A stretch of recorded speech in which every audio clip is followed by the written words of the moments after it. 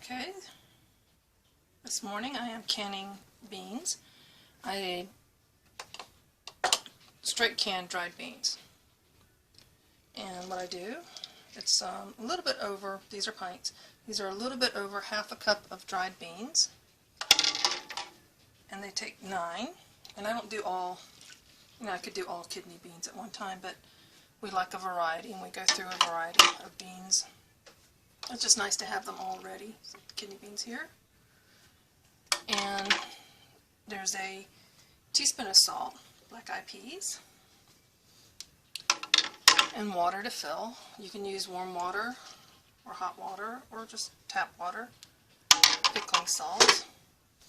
These are, actually it's a little bit over half a cup.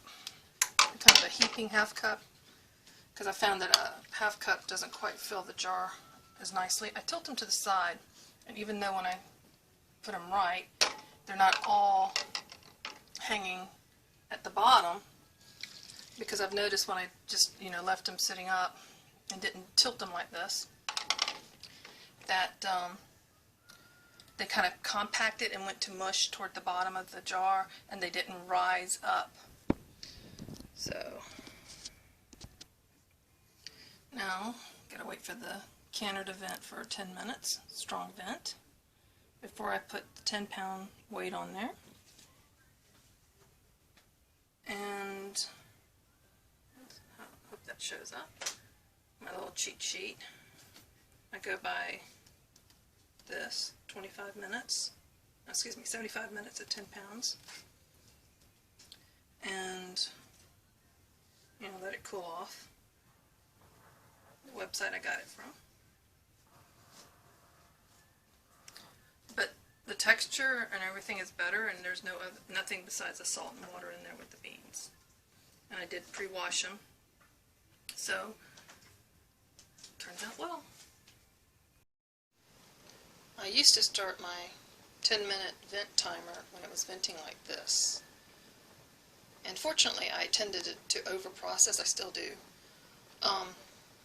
So we didn't get sick or die, obviously, from improper processing. But that is not what you're looking for. You want a steady, strong, straight out vent, which is almost there, see? This isn't quite it, but it'll be consistently venting. That's when you start the 10-minute vent timing for this type of pressure canner. I'm not sure about all of them.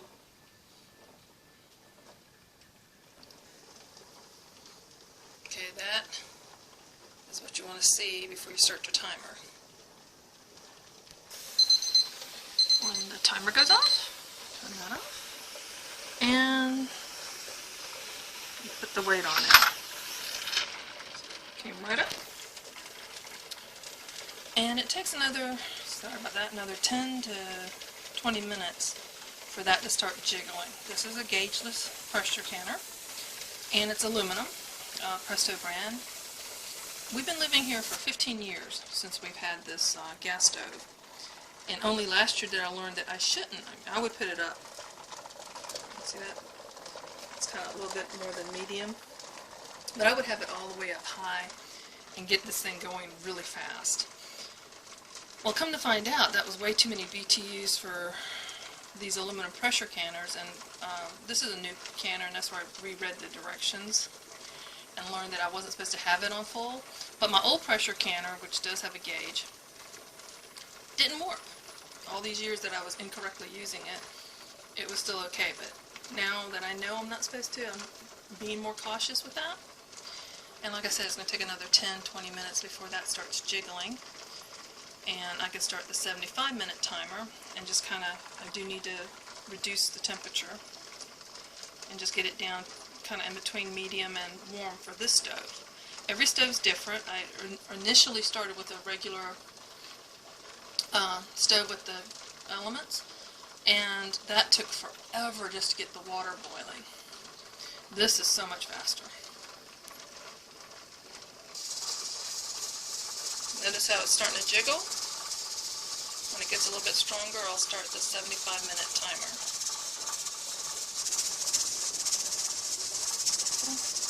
I can probably take the temp down on the burner for a little bit. You don't want to play up and down. You want to keep it somewhat wobbly. That's what I do anyway. If I'm wrong, let me know. I just turned the power off, and I have to wait for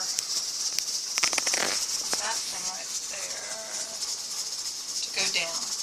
And then still 30 minutes after that before I actually open the lid for safety's sake. So, another 20 minutes to 30 minutes for that to drop, and then another 30 minutes after that. So you can see this is a long process. There you go. Can you see? They're still kind of bubbling, and I like to let them cool off some in the canner before I take them out. And see how they've filled up nicely? Not so broken up. I'll lift one up for you.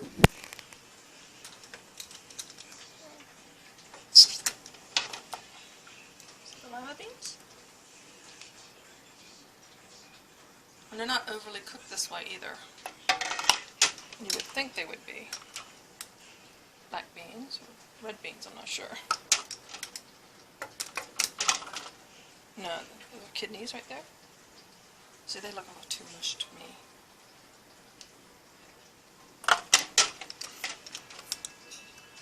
That's it.